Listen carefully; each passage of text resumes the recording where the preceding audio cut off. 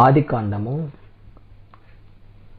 1వ అధ్యాయము 20వ వచనం నుండి 23వ వచనం వరకు ఉన్న విషయాలను మనం చదువుకుందాం. 5వ దినాన దేవుడు సృజించినవి ఏమిటో మనం చూస్తున్నాం. 20వ వచనం మనం చదివితే, దేవుడు జీవము కలిగి చెలించు వాటిని జలములు సమృద్ధిగా పుట్టించునుగాకనియు, పక్షులు భూమిపై ఆకాశ విశాలంలో ఎగురునుగాకనియు పలికెను. సముద్రములో చలించు వాటన్నింటినీ కూడా దేవుడు 5వ దినాన సృజించాడు. అలాగే ఆకాశంలో ఎగురు పక్షులను కూడా దేవుడు 5వ దినాన సృజించాడు. దేవుడు జలములలో వాటి జాతి ప్రకారము జలములు సమృద్ధిగా పుట్టించునుగాక, మహామత్స్యములను జీవం కలిగి చెల్లించి వాటన్నింటినీ దాని జాతి ప్రకారం రెక్కలుగా ప్రతి పక్షిని సృజించును. అది మంచిదని దేవుడు చూచును. సముద్రములో చేపలు, ఆయా రకాలైనటువంటి జీవించు ప్రాణులని దేవుడు సృజించాడు. ఆకాశం ఎగురు పక్షులని దేవుడు సృజించాడు. ఇది మంచిదిగా దేవుడు చూచాడు. దేవుడు సృజించినటువంటి వాటిని ఆస్వాదించాడు. 22వ వచనంలో, దేవుడు మీరు ఫలించి అభివృద్ధి పొంది సముద్ర జలములో నిండి ఉండుననియు, పక్షులు భూమి మీద విస్తరించుగాకనియు వాటిని ఆస్వాదించును. దేవుని ఆశీర్వాదము మనం చూస్తున్నాం. దేవుడు పక్షుల్ని, సముద్రంలో ఉన్నటువంటి జీవించు ప్రాణుల్ని ఆశీర్వదించాడు. అస్తయము ఉదయం కలగ్గా 5వ దినమాయన. 5వ దినాన దేవుడు చేసినటువంటి కార్యాలు ఏంటంటే, జీవం కలిగి చలించినటువంటి సముద్రంలో ఉండేటువంటి ప్రతిదీ కూడా దేవుడు సృజించాడు. పక్షుల్ని దేవుడు సృజించాడు. 24వ వచనాన్ని మనం చదివితే, దేవుడు వాటి జాతి ప్రకారము జీవం గల వాటిని, అనగా వాటి జాతి ప్రకారము పశువులను, పురుగులను, అడవి జంతువులను భూమి పుట్టించునుగా కానీ పలగ్గా ఆ ప్రకారం ఆయన. 6వ దినాన దేవుడు జరిగించినటువంటి లేక కలగజేసినటువంటి వాటిని గురించి మనం ఆలోచిస్తున్నాం. ఏం కలగజేశాడు 6వ దినాన అంటే, పశువులు, పురుగులు, అడవి జంతువులు, వాటి జాతి ప్రకారము అన్నిటినీ కూడా దేవుడు భూమి పుట్టించును కాకనగానే ఆ ప్రకారమే భూమి వాటి జాతి ప్రకారం అన్నీ కూడా పుట్టించింది.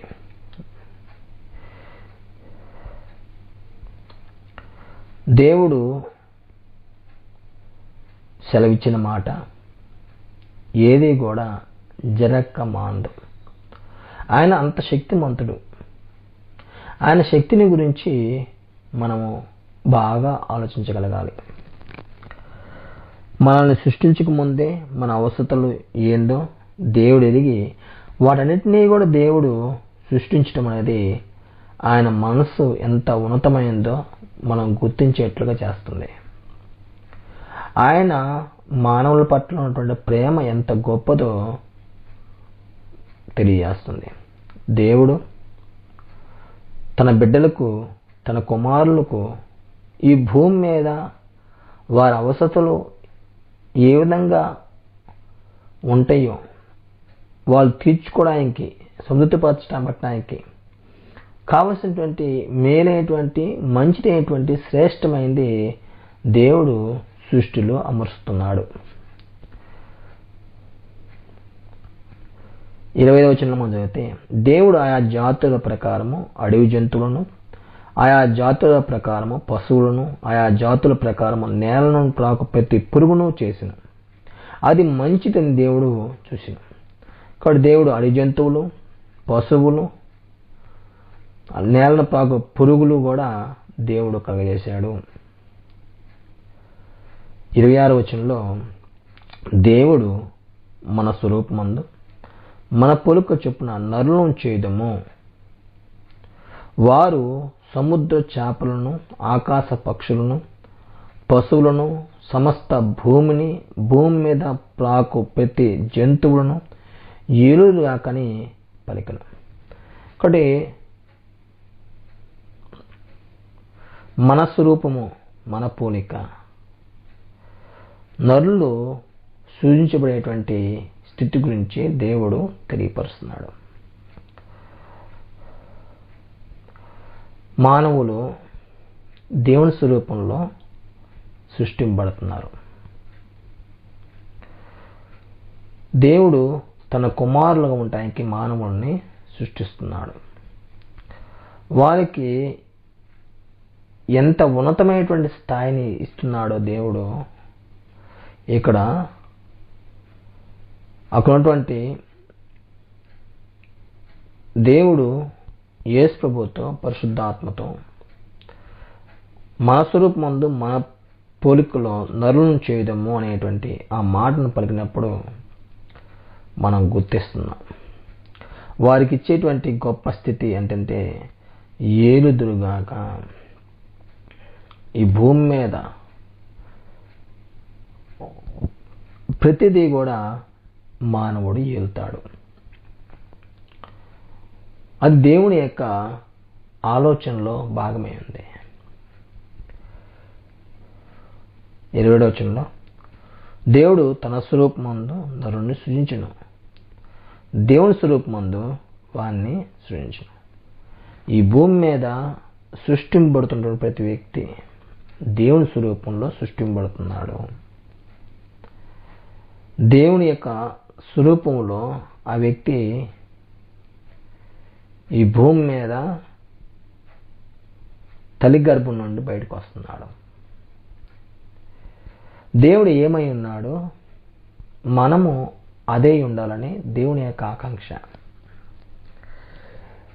ఈ ఆకాంక్షను మన జీవితాల్లో సంపూర్ణంగా కలిగి ఉండాలని,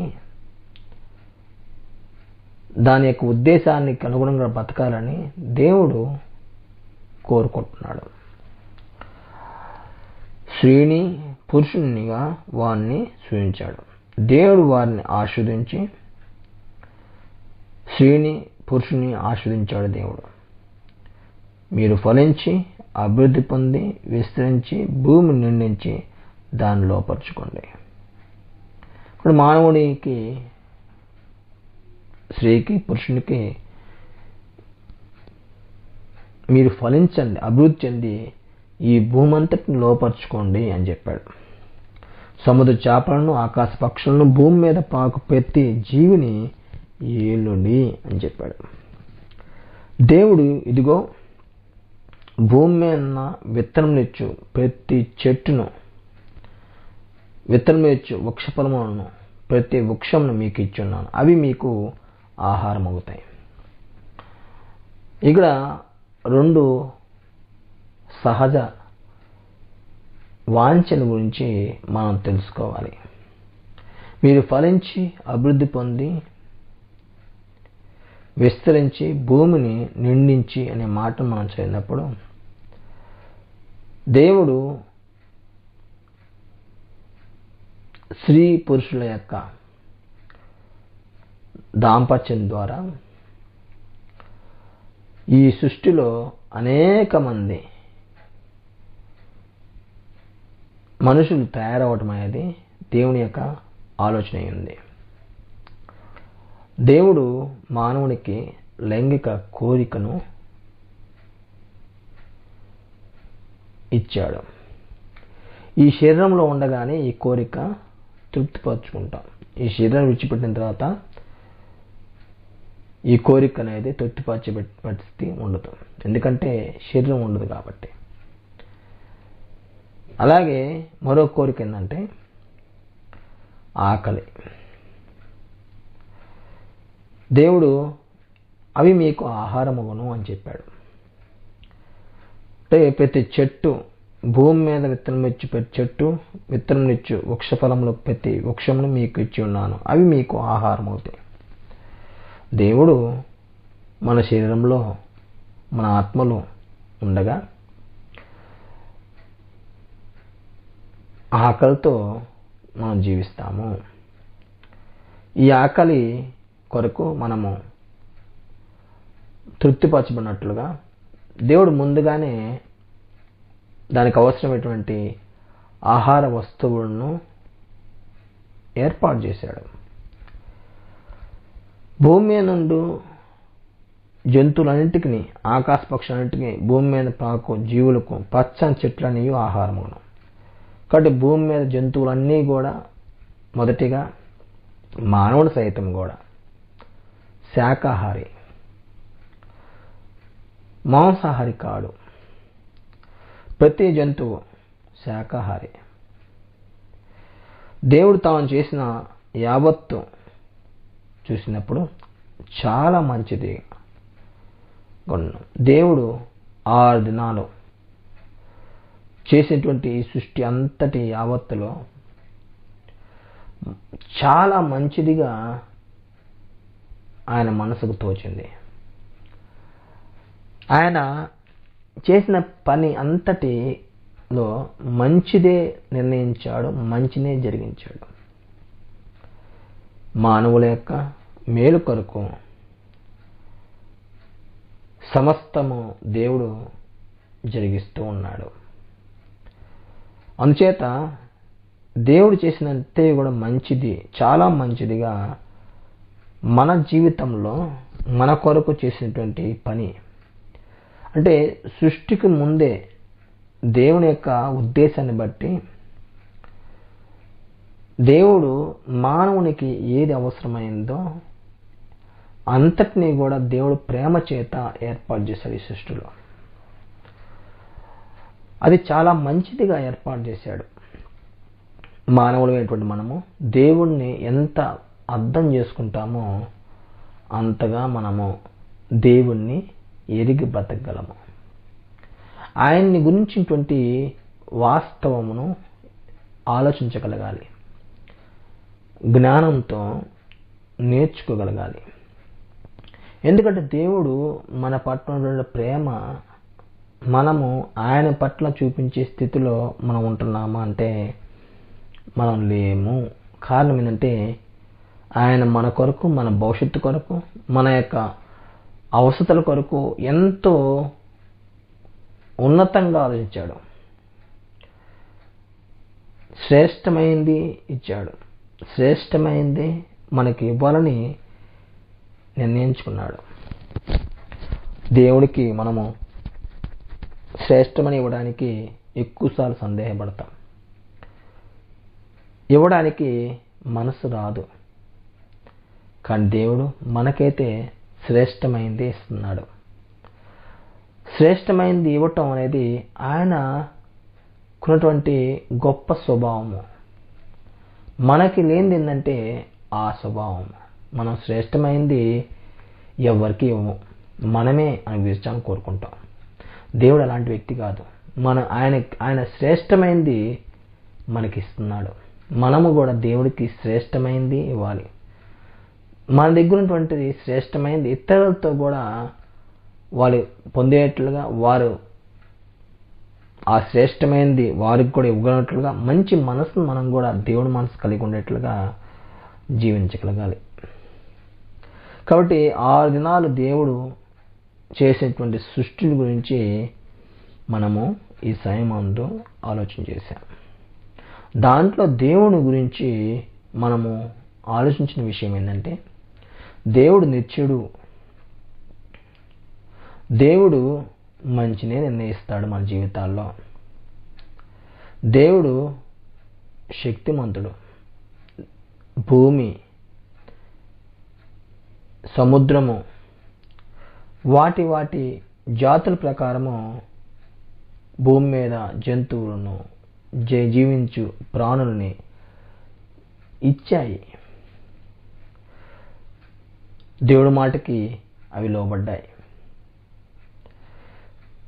అంత మాత్రంగా దేవుడు